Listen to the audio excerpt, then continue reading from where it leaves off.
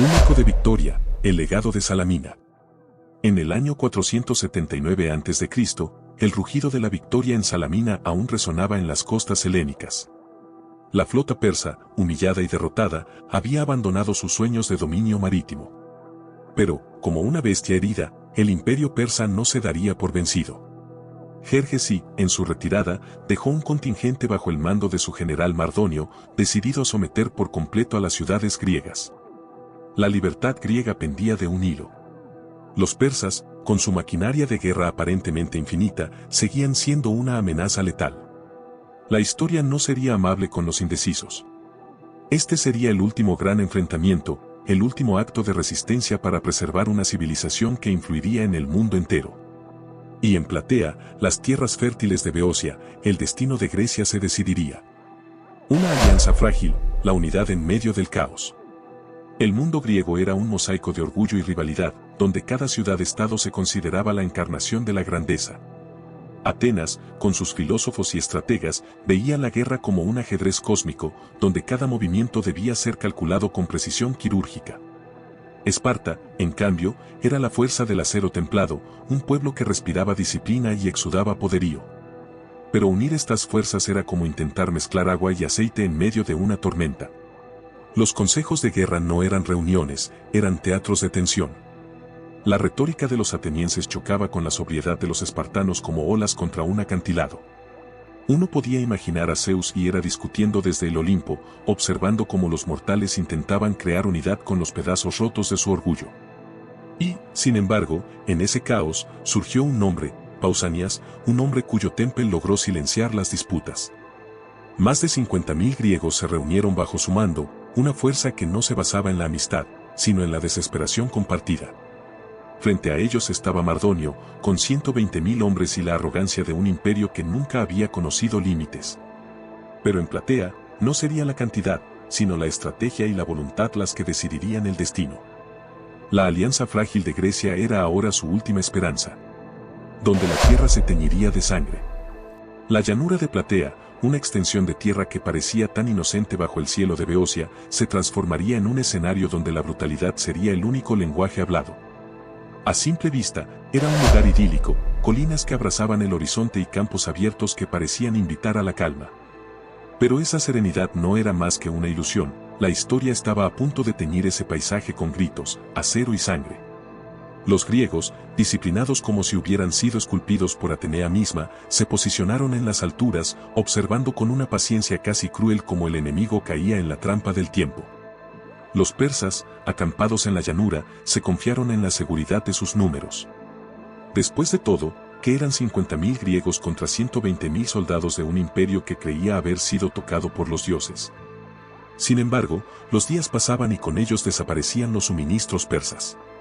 Mardonio, ese general cuya arrogancia era solo superada por su imprudencia, tomó una decisión desesperada, apostarlo todo en un enfrentamiento directo. Pausanias, mientras tanto, observaba como un depredador al acecho. Sabía que un solo error condenaría a toda Grecia, pero también sabía que, en esa llanura, la paciencia sería la verdadera arma de los griegos. La estrategia de Pausanias, astucia frente a la fuerza persa. El plan de Pausanias era tan simple que casi parecía insultante para el ego persa, hacer tiempo y esperar a que la arrogancia de Mardonio hiciera el trabajo por él. Durante días, los griegos aguantaron provocaciones que iban desde insultos hasta escaramuzas que ni siquiera lograban desordenar sus filas. Mientras tanto, los persas, acostumbrados a ganar por aplastante superioridad, empezaron a sentir el verdadero enemigo, el hambre y la impaciencia. Cuando la logística comenzó a fallar, porque, spoiler, los ejércitos gigantes comen mucho, Mardonio decidió que ya había esperado suficiente. Fue entonces cuando Pausanias, con una sonrisa que probablemente haría temblar al mismísimo Ares, puso en marcha su jugada maestra. Una noche, los griegos simularon una retirada hacia las colinas, dejando tras de sí el rastro perfecto de una derrota ficticia. Mardonio, que claramente no era fanático de la prudencia, cayó de cabeza en la trampa. Ordenó a sus tropas avanzar, confiado en que la victoria estaba a su alcance. Pero en el valle, la historia tomó un giro. Las falanges espartanas, tan organizadas como un desfile militar y tan letales como una tormenta de espadas, avanzaron sin misericordia. Desde los flancos, los atenienses cerraron la trampa. Mardonio no solo perdió la batalla, perdió también su reputación, su ejército y, como era de esperarse, la vida. Un enfrentamiento brutal. La batalla fue lo que pasa cuando mezclas arrogancia persa con la implacable eficiencia griega, un desastre de proporciones épicas. El aire se llenó de polvo y gritos, un escenario digno de un director obsesionado con las escenas de caos absoluto. El choque de espadas contra escudos resonaba como un macabro tambor de guerra, y las lanzas espartanas hacían su trabajo con la precisión de un reloj suizo, bueno, si los relojes suizos hubieran existido.